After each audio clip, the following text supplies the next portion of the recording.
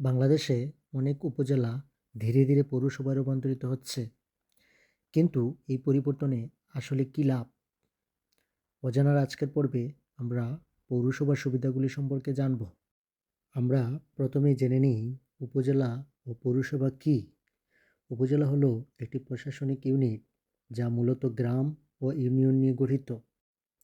অন্যদিকে পৌরসভা হলো শহরভিত্তিক স্থানীয় সরকার ব্যবস্থা, যেখানে নাগরিক সুবিধা বেশি উন্নত থাকে। এখন আমরা পৌরসভার সুবিধাগুলি সম্পর্কে জানব।